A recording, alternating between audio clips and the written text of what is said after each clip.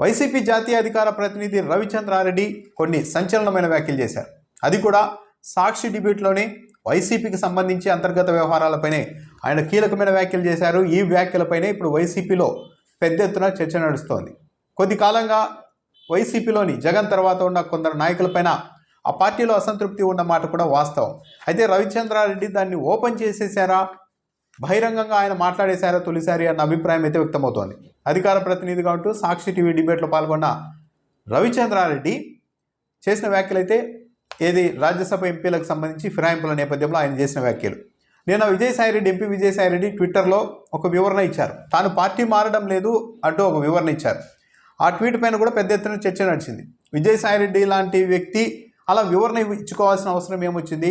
ప్రచారాలు అయితే ఎక్కువ జరుగుతూ ఉంటాయి మీడియాలో, కానీ ఆయనే స్వయంగా ఎందుకు వచ్చేసి నేను పార్టీ మారడం లేదు అని వివరణ ఎందుకు ఇచ్చుకున్నారన్న దానిపై చర్చ నడుస్తుంది. ఈ నేపథ్యంలోనే రవిచంద్రారెడ్డి వ్యాఖ్యలు చేశారు. ఆయన చేసిన వ్యాఖ్యలను యథాతథంగా చూస్తే పార్లమెంటరీ పార్టీ నేతగా ఉంటూ నా వరకు నేను కొనసాగుతా, వైసీపీతోనే ఉంటా అంటే ఎలా?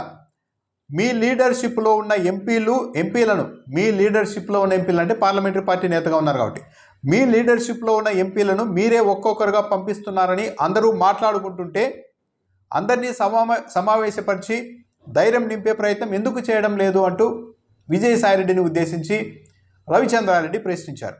ఈ సమయంలో కొమ్మినేని సీనియర్ జర్నలిస్ట్ కొమ్మినేని శ్రీనివాస్ గారు వాదించే ప్రయత్నం చేసినప్పటికీ కూడా రవిచంద్రారెడ్డి తాను చెప్పాల్సిన దాన్ని చెప్పేందుకే ముందుకెళ్లారు.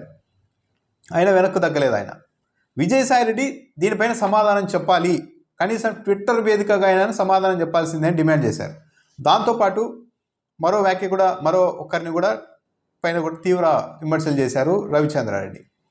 ఇలాగే వదిలేస్తే పార్టీ ఆఫీసులో కొందరు కోవర్టులు ఉన్నారు, వాళ్ళే పార్టీని ఓడించారంటూ కూడా ఒక వ్యాఖ్య చేశారు.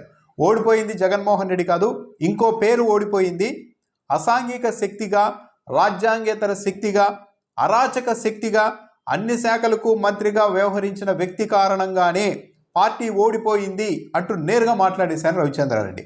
ఆ పేరు అయితే చెప్పలేదు అండ్ అయితే కాకపోతే అందరికీ అర్థమైపోతుంది. జగన్ వల్ల పార్టీ ఓడిపోలేదు, జగన్ ప్రజల గుండెల్లో ఉన్నారు. ఈ సోకాల్డ్ నాయకుల వల్లే పార్టీ ఓడిపోయింది. పదవులు అధికారం అంతా అనుభవించిందే కూడా వీళ్ళే, జగన్మోహన్ రెడ్డి ఏమీ అనుభవించలేదు అంటూ కూడా రవిచంద్రారెడ్డి వ్యాఖ్యలు చేశారు.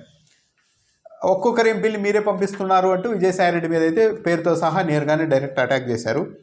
ఒక రాజ్యాంగేతర శక్తి ఉంది పార్టీ ఆఫీసులో, అన్ని శాఖలకు మంత్రిగా రాజ్యాంగేతర శక్తిగా, అరాచక శక్తిగా, అసాంఘిక శక్తిగా వ్యవహరిస్తూ ఉన్న ఆ వ్యక్తి కారణంగానే పార్టీ ఓడిపోయింది అంటూ కూడా వ్యాఖ్యానించారు.